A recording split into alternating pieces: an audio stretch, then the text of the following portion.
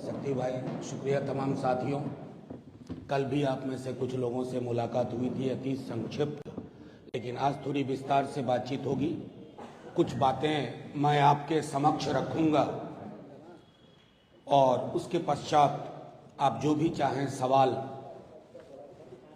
संवाददाता सम्मेलन के मुख्य बिंदु से लेकर के अन्य विषयों पर भी आप पूछ सकते हैं। यथाशक्ति मैं कोशिश करूंगा। तो पुनः एक बार आप सबको नए साल की बधाई। नया साल सचमुच नया सा हो, जहां आपकी आज़ादी भी महफूज हो, जहां आप तरक्की भी करें, लेकिन सब कुछ लोकतांत्रिक दायरे में हो। आज आपके समक्ष आने के पीछे एक खास वजह है। राष्ट्रीय जनता दल अपने जन्म काल से भारतीय जनता पार्टी के संकीर्ण विचारों, उनके ध्रुवीकरण की राजनीति, उनका मनोवाद के साथ नैसर्गिक संबंध, उसके खिलाफ लड़ता रहा है। हमने कभी तराजू पे तौल के लाभ हानि के आधार पर अपनी राजनीति नहीं की कि तराजू में जो पलड़ा हमें दिखा पड़े भारी, उधर चले जाओ। आज आपसे जो बात मैं कहने जा रहा हूं बहुत चिंता का विषय है। आज से लेकर 22 जनवरी के बीच में, और मैं पुख्ता जानकारी के आधार पर कह रहा हूं, आप इनकम टैक्स, सीबीआई, ईडी की अति सक्रियता देखेंगे। एक एजेंसी दूसरे एजेंसी को फाइल देगी, वो पॉलिटिकल फाइल है जो बीजेपी के दफ्तर से आई है। इनकम टैक्स खोजने की कोशिश करेगी कि कहीं छोटा सा भी कुछ मिले, वो ईडी को देगी। ईडीआई सीबीआई के बीच में बंटवारा होगा। ये भारतीय जनता पार्टी का, अमित शाह जी का, मोदी जी का चाल, चरित्र और चेहरा। 22 जनवरी मैं इसलिए कह रहा हूं, 22 जनवरी को प्राण प्रतिष्ठा है अयोध्या में, लेकिन उससे पूर्व देश के अलग अलग राज्यों में ये इन तीनों एजेंसीज को काम पकड़ा चुके हैं। ये पॉलिटिकली नहीं लड़ना चाहते हैं, ये पॉलिटिकली नहीं लड़ सकते, ये पॉलिटिकली लड़ने में नाकामयाब रहे हैं, असफल रहे हैं। बिहार 2015 एक बहुत बड़ा उदाहरण है। मैं सिर्फ आपके माध्यम से ये कहता हूं कि हमें पुख्ता जानकारी है कि बिहार, झारखंड, बंगाल, तमिलनाडु, महाराष्ट्र, दिल्ली, पंजाब और अन्य राज्य, निशाने पे कौन होंगे? तेजस्वी यादव। निशाने पे कौन होंगे? वहां बंगाल में ममता बनर्जी, अभिषेक बनर्जी। निशाने पे कौन होंगे? अरविंद केजरीवाल। निशाने पे कौन होंगे? इन सारे राज्यों में जो भी बीजेपी का विरोध कर रहे हैं वो निशाने पे होंगे। केस मुकदमे में मेरिट नहीं देखा जा रहा है। 4 महीने उलझाने की साजिश है, जनवरी से लेकर के अप्रैल के आखिरी हफ्ते तक। 4 महीने, उसके बाद आपको कोई खबर नहीं मिलेगी कि फलाने मुकदमे का क्या हुआ। लेकिन इन 4 महीने आपको भी उलझा के रखा जाएगा। आपको एजेंडा आएगा, कोई जोशी साहब है वहां पीएमओ में बैठे हुए, वो एजेंडा देंगे कि आज रेड पड़ने वाली है, 48 घंटे यही खबर चलाओ। मैं सिर्फ आपके माध्यम से केंद्र की सरकार को भी कहता हूं कि जिन एजेंसी से आप ये काम करवा रहे हैं, उन्हीं एजेंसीज ने, क्योंकि वहां कुछ ईमानदार लोग भी है ना, वो सिर्फ आपकी तुड़ ही नहीं बजाएंगे। उन्होंने भी कहा है कि सर ऐसा ये लोग कोशिश कर रहे हैं कि लोकसभा चुनाव से पूर्व इन तमाम एंटी बीजेपी महत्वपूर्ण चेहरों को उलझा के रखो। और ये मैं पूरे होशो हवास में कह रहा हूं, चलाइए, छापिए। ईडी, आईटी, सीबीआई के अधिकारियों ने, उच्चतर से लेकर निम्नतम कर्मचारियों ने कहा है कि सर ये लोग आप लोगों को उलझा के रखेंगे तमाम राज्यों में। तो मैं आपके माध्यम से सिर्फ उसी सत्ता प्रतिष्ठान को यह कहना चाहता हूं कि डर और खौफ की राजनीति में हार आपकी ही होगी। कौन से राम मर्यादा पुरुषोत्तम की प्राण प्रतिष्ठा कर रहे हो? कभी पढ़ा भी है कि राम का चरित्र क्या था? फिर आपको शर्म आएगी, आप खुद प्राण प्रतिष्ठा समारोह में नहीं जाओगे। संकल्पना क्या है? राम राज्य में ये नहीं हुआ करता था। अब बात करते हो राम राज्य की, और दूसरी तरफ कभी हेमंत सोरेन को उठा लो, तेजस्वी यादव को उठा लो, केजरीवाल साहब को उठा लो, भगवंत मान को उठा लो, अभिषेक बनर्जी को उठा लो, तमाम दलों के जो लोग बोले उनको उठा लो। उठा लो क्यों? 4 महीने निकल जाने दो, चुनाव हो जाने दो। तो अगर इस प्रकार से आपने सोचा है तो आपके माध्यम से मैंने जानबूझ के आज ये प्रेस कॉन्फ्रेंस रखी है कि जो कोई भी अधिकारी पर्चा लेकर के कल से ही घूमने वाले हैं, सावधान हो जाए।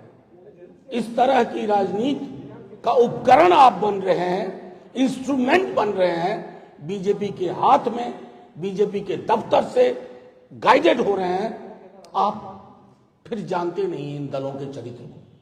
खास तौर पर मैं अपने दल की बात करूंगा। हमारी जिंदगी का, इस दल की जिंदगी का एक बड़ा हिस्सा बीजेपी को उसकी हैसियत बताने में गई है, और हम हैसियत बताने की राजनीति करते रहेंगे, क्योंकि हमारे एक हाथ में बाबा साहब का संविधान है और दूसरे हाथ में लोहिया जेपी कर्पूरी का एक समता मूलक समाज की उनकी प्रस्थापना है। और उसमें अगर आप सोचोगे ईडी, आईटी, सीबीआई समन भेज करके, ये भेज करके, कुकअप करके, किसी भी तरह के स्टोरी डाल करके सिर्फ उलझाने के लिए, उस राजनीति को विराम दो। इसे प्रेस कॉन्फ्रेंस के माध्यम से एक चेतावनी भी समझी जाए, कोई दिक्कत नहीं है। अब आप सवाल चाहें पूछ लें। मेरी पूरी प्रेस कॉन्फ्रेंस भय मुक्त है, भय नहीं है, लेकिन भय, भूख और घृणा के खिलाफ जो लोग राजनीति करते हैं उनको किसी का भय नहीं होता है। हम तो उसी के खिलाफ की राजनीति कर रहे हैं। बस आप लोग चूंकि इतनी बंदिशों के बावजूद आप हमारी बात पहुंचाते हैं, आप हमारे नेता तेजस्वी जी की या लालू जी की बात पहुंचाते हैं। हम सिर्फ इतना बताना चाहते हैं कि हमें खबर है कि सिर्फ हमें ही नहीं, आप देश के अलग अलग राज्यों में कल से सक्रिय होंगे, खास तौर पर 22 तारीख तक।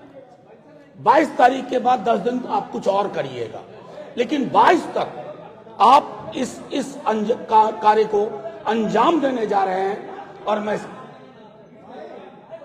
एक सेकेंड साथियों, नहीं, यहाँ कोई भय का माहौल नहीं है। एक सेकेंड, आप नहीं, आपस का है तो प्रेस कॉन्फ्रेंस डिस्टर्ब होती है ना। ये आपस ये अब सुनिए, आपस के झगड़े के लिए ही बीजेपी जानी जाती है कि आपस में लोगों को झगड़ा लड़ाए, इसी बात के लिए बीजेपी जानी जाती है। बीजेपी जैसा मत बनिए, बस ये आग्रह है।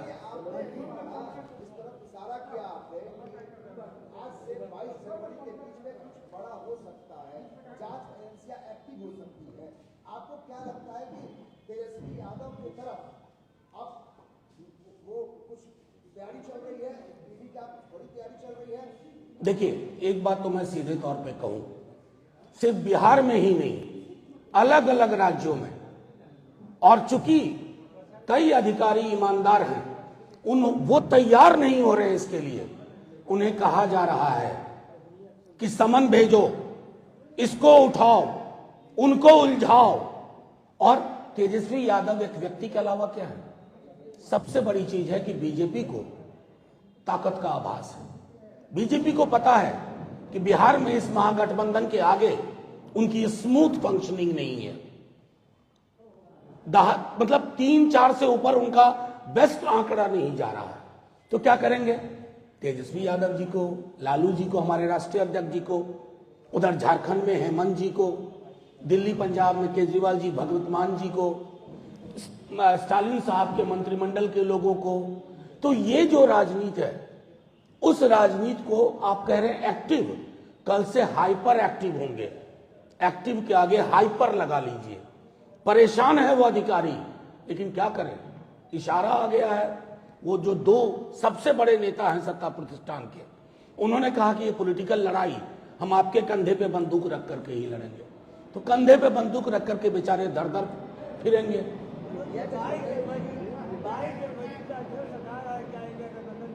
राम मंदिर के बाद वही भाजपा फिर जो है चुनाव जीता जाए। आपके सवाल में से मुझे इत्तेफाक नहीं है। राम कौन है साहब? भारतीय जनता पार्टी है क्या? राम मर्यादा पुरुषोत्तम? क्या हमने उनका परिचय जाना है मोदी जी से? मर्यादा पुरुषोत्तम की सबसे बेहतर अवधारणा गांधी की थी, हे राम। उस अवधारणा से मीलों दूर है भाजपा वाले। राम राम कहने से, जय श्री राम कहने से नहीं होता है, यहां हृदय में होना चाहिए। और मैं 4 दिन से कह रहा हूं, अगर कोई व्यवस्था ऐसी होती कि हमारे भगवान पृथ्वी पर आते तो सबसे पहले बीजेपी वाले को कहते, नकली राम भक्तों, तुम्हारे अंदर मैं नहीं हूं, तुम्हारे अंदर मैं नहीं रहना चाहता। मेरा आचरण, मेरा व्यवहार, मेरा जीवन तुमने किसी को नहीं पढ़ा है। राम भगवान आते ना तो कहते, आय की इतनी असमानता के बीच में मेरी पूजा कैसे करोगे? बेरोजगारी के इन छवियों, डरावनी छवियों के मध्य मेरी प्राण प्रतिष्ठा का क्या मतलब? लेकिन ये भगवान राम वाले नहीं है, असल में ये नाथुराम वाले हैं। ये फर्क है। एक मैं सबके सवाल लूंगा। One by one. भाजपा के पास सीबीआई, ईडी और तमाम तंत्र हैं, आपके पास क्या है? भारत माँ, वो जो फिल्म में डायलॉग था ना, कार है, बंगला है, फलाना है, चिलाना है, आपके पास क्या है? मेरे पास माँ है, भारत माँ। मनोज जी, आपने कहा कि मोदी विरोधियों पर बीजेपी केंद्रीय एजेंसियों के जरिए कार्रवाई करेगी या करवाएगी, ये आपका आरोप है, आपके पास फीडबैक है। तो मोदी विरोधी के रूप में बिहार के मुख्यमंत्री नीतीश कुमार भी है, क्या लगता है नीतीश कुमार पर भी कार्रवाई होगी? देखिए, मैं आपको एक बड़ा कैनवस आपको दे दिया, हर किसी पे होगी, हर किसी को, क्योंकि ये पुलिस स्टेट बना चुके हैं इस देश को। ये डेमोक्रेटिक देश को रहने नहीं देना चाहते। अगर आप में से किसी ने भी आईपीसी की रिसेंट अमेंडमेंट को, चेंज को, भारतीय न्याय संहिता को आप पढ़ लीजिए, आपके माइक से सवाल पूछे जाने पे आप उग्रवादी साबित हो सकते हो, तो कोई नहीं बख्शा जाएगा। पहला नंबर किसका है ये तय करना है, दूसरा किसका। 1 मिनट मुझे सवाल का जवाब करो। तो मैं समझता हूं जद में तो सब आएंगे, पहले किसका घर जलाने की कोशिश होगी। लेकिन हां, हिंदुस्तान की जनता ने जब जब अत्याचार की अति हुई है ना, उस सुल्तान को जमीन पे बिठा दिया है। मनोजा जी, आपको ऐसा लगता है कि तेजस्वी यादव के दबाव बना के नीतीश कुमार को अपने पाले में भाजपा करना चाहेगी? क्योंकि नीतीश कुमार भी नाराज चलने की चर्चा चली इंडिया गठबंधन। देखिए, आपके सवाल में चर्चा चली होगा, ये हेतु मजबूत वाली बातें हैं। हम अभी साक्ष्य और सबूत पे बात कर रहे हैं, कहीं कोई दुराव नहीं है, कोई दबाव नहीं है। अरे ये महागठबंधन ही दबाव के बीच से उत्पन्न हुआ है, इसकी जमीन में नए सवालों के लिए कोई जगह नहीं। संयोजक बनाने की बात सामने आ रही है, कल कहा जा रहा है कि एक ये मेरा मानना है कि जैसे आपने सुना है ना, वैसे ही ये खबरें चल रही हैं। जब तक कुछ पुख्ता ना हो तब तक कोई बात मैं समझता हूं बनती नहीं है। मंदिर को लेके आपके विधायक हैं जिन्होंने हाँ, उसमें ये है कि आप लोग कह रहे हैं कि मंदिर जाते हैं तो अंधविश्वास पैदा होता है। तो कुछ दिन पहले तेजस्वी यादव और लालू प्रसाद यादव सब बैठे तिरुपति बालाजी, तो क्या वो भी अंधविश्वास है? अच्छा, एक बात तो जान लीजिए, आपको पता है सावित्री बाई फुले कौन थी? ये कथन किसका है, किनका है? सावित्री बाई फुले का है। अब उनको लाके सूली पे टांग देंगे हम इस देश में? क्या बना रहे हैं इस देश को हम? मैं तो कबीर का एक दोहा आपको कहता हूं, वो दोहा अगर मैं पढ़ दूं, जो तू बाभन बाभनी जाया, आन बाट काहे नहीं आया, जो तू तुरक तुरक नहीं जाया, भीतर ही खतना काहे ना कराया। सूली पे टांग दीजिए कबीर को। कबीर ने तो निहायत ही गलत बातें की हैं। इस देश में अलग अलग धाराएं रही हैं। सावित्री बाई फुले को उद्धृत किया गया, और हाँ, मैंने कल भी कहा था और आज दोहरा रहा हूं, भाजपा के जो सबसे बड़े नेता हो ना, उनको हमारे राष्ट्रीय अध्यक्ष के सामने बिठा दीजिए धर्म पर बात करने के लिए। और छोड़िए, हमारे बगल में हमारे प्रवक्ता शक्ति सिंह यादव जी, हनुमान चालीसा संस्कृत में पढ़ के सुना देंगे। एक भाजपा वाले को बुला दो जो इनके साथ शास्त्रार्थ कर ले। कमाल की बात करते हैं। Thank you. बिल्कुल, क्यों नहीं चाहेगी, और आज पहली बार ये कह रहे हैं हम लगातार ये बात कह रहे हैं। थैंक यू, शुक्रिया।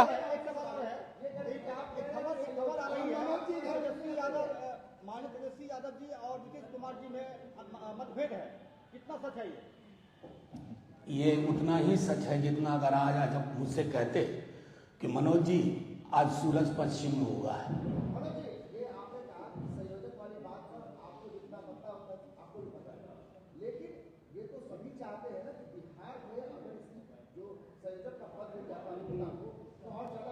नहीं, हमारी पार्टी का हमारे राष्ट्रीय अध्यक्ष, हमारे डिप्टी सीएम तेजस्वी जी, हम सब ये कहते रहे कि आज की डेट में इनसे ज्यादा अनुभवी व्यक्ति पूरे हिंदुस्तान में नहीं है, और इसमें कंसिस्टेंट हमारा ये पोजीशन रहा, कुछ बदलाव नहीं हुआ। जय हिंद, शुक्रिया।